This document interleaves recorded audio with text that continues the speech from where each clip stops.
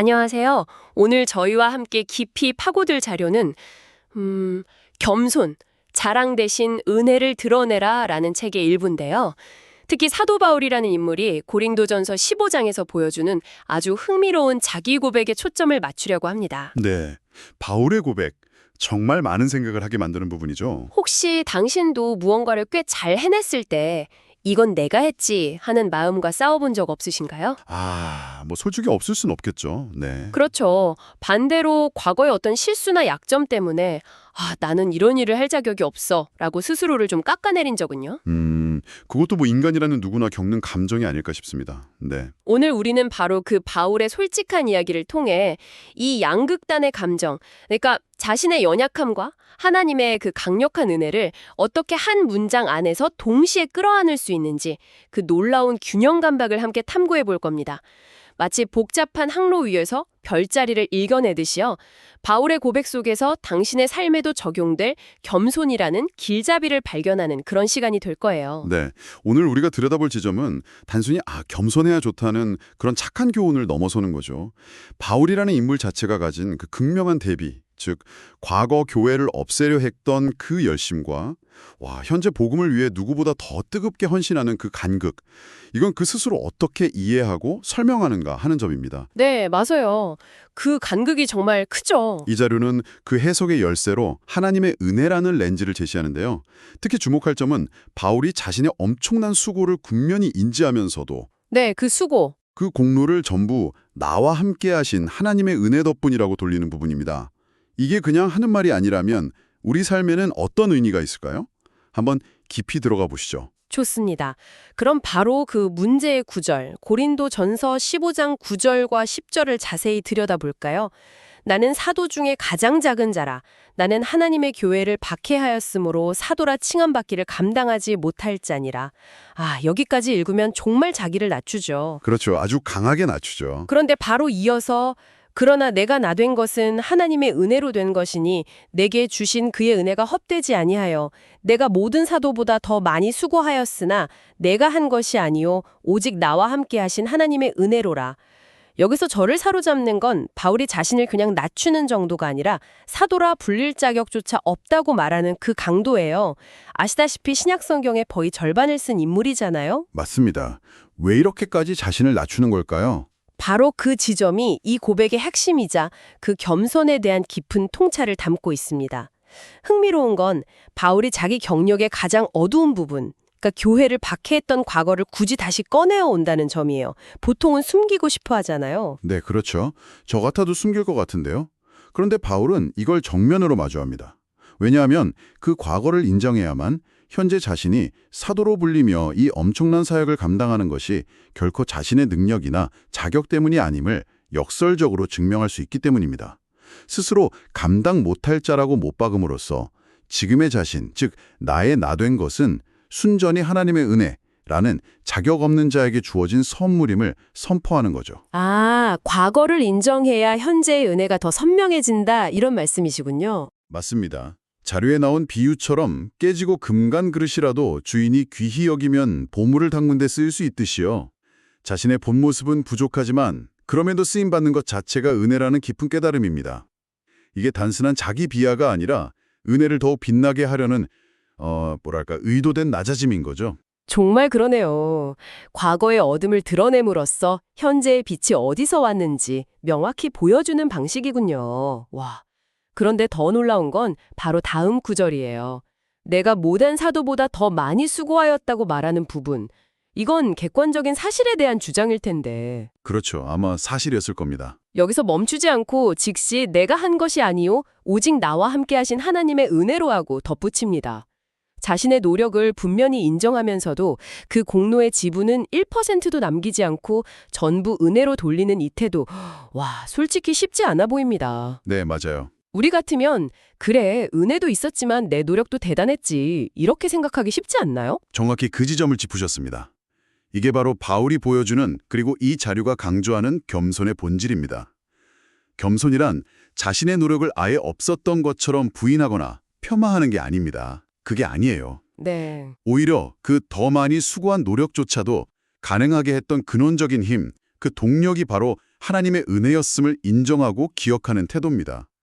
바울에게 자기 업적을 내세우거나 우쭐대는 것은 마치 밝은 태양빛을 가려버리는 먹구름처럼 자신을 통해 드러나야 할 하나님의 영광과 은혜를 가로막는 행위와 같았던 거예요. 아, 태양을 가리는 구름. 비유가 확 와닿네요. 네. 그래서 그는 자신의 수고를 인정하는 동시에 그 영광의 스포트라이트는 철저히 하나님께로 향하도록 자신을 낮추는 거죠. 이 균형의말로 정말 놀라운 지점입니다. 여기서 당신도 한번 생각해 볼 수 있겠죠.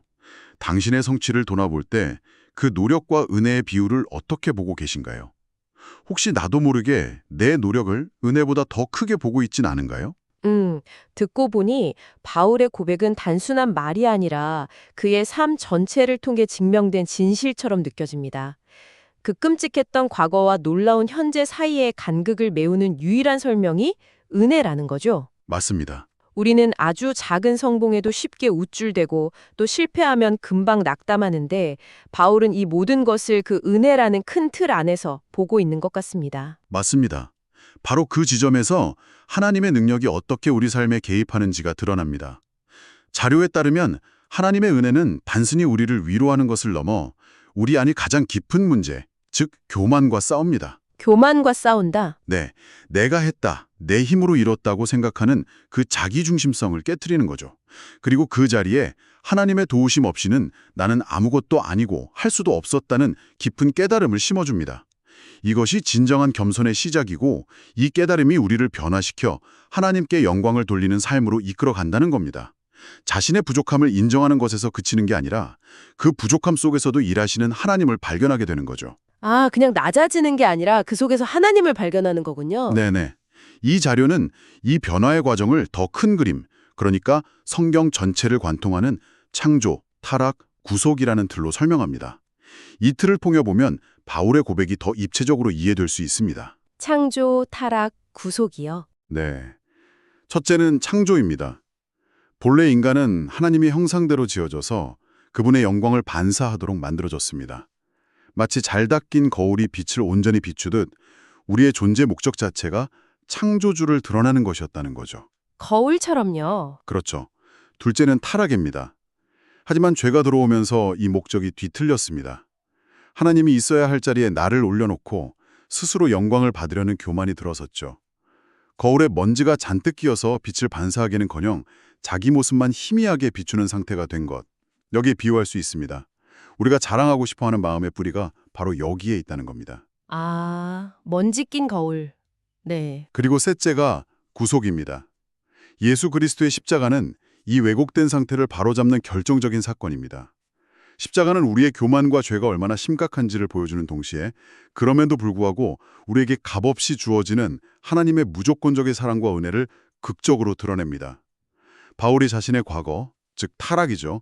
그리고 현재, 구속받은 사도로서의 삶을 이 은혜의 관점에서 볼 수 있었던 것은 바로 이 십자가 때문입니다. 네. 그리고 이 은혜는 바울뿐 아니라 오늘을 사는 당신에게도 동일하게 주어졌고 우리를 끊임없이 교만과 싸워 이기고 겸손의 자리로 나아가도록 초대하고 있다는 것이죠. 와, 창조, 타락, 구속이라는 거대한 관점에서 보니까 바울 한 사람의 고백이 아니라 우리 모두의 이야기처럼 들리네요. 그렇죠. 우리의 이야기죠. 그렇다면 이 겸손의 원리를 오늘을 살아가는 당신의 삶에는 어떻게 구체적으로 적용해 볼 수 있을까요?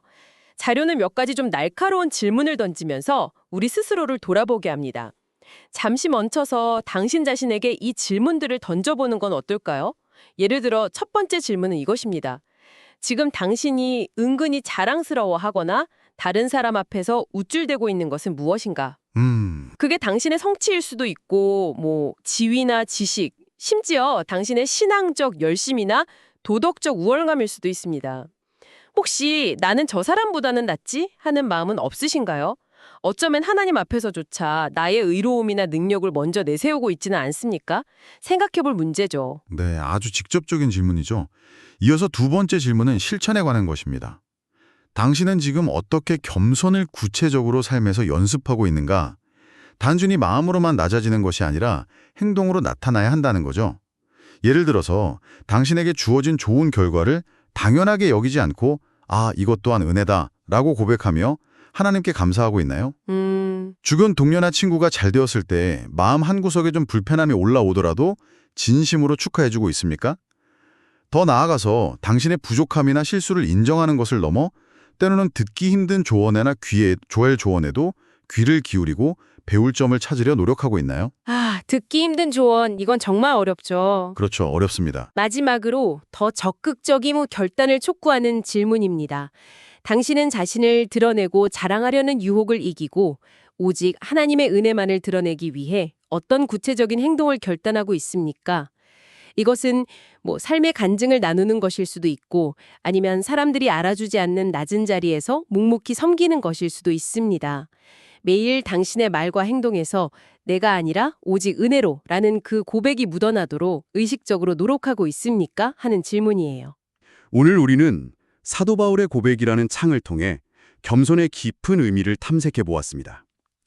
겸손은 단순히 자신을 깎아내리는 그런 소극적 태도가 아니라 나의 존재, 나의 성취, 나의 노력까지 포함한 모든 것이 궁극적으로 하나님의 선물, 즉 은혜에 기반하고 있음을 인정하고 고백하는 적극적인 삶의 자세임을 확인했습니다. 네, 적극적인 자세. 내 안에 자랑이라는 그림자를 의식적으로 걷어내고 그 자리에 하나님의 은혜라는 빛이 비추도록 하는 것. 그것이 바로 바울이 우리에게 보여준 겸손의 핵심이었습니다. 당신의 삶에서 내가 나된 것은 무엇이라고 생각하시나요? 당신을 당신답게 만드는 그 모든 것들 속에서 지금 하나님의 은혜는 어떤 모습으로 흐르고 있다고 느끼십니까? 이 질문들을 잠시 마음에 품고 당신의 삶을 돌아보는 조용한 시간을 가져보시길 권합니다. 네, 잠시 돌아보는 시간이 필요할 것 같습니다. 네, 이제 오늘 나눈 이야기들을 마음에 담고 잠시 하나님 앞에서 기도하며 마무리하는 시간을 갖겠습니다. 네. 기도. 하나님 아버지, 오늘 사도 바울의 삶과 고백을 통해 겸손의 참된 의미를 배우게 하시니 감사합니다.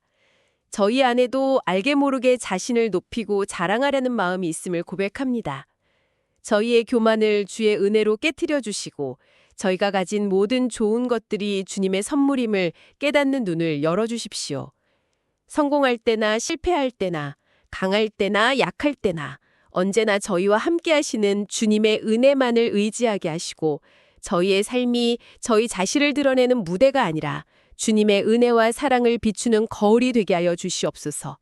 우리를 겸손의 길로 친히 이끄시는 예수 그리스도의 이름으로 기도드립니다. 아멘.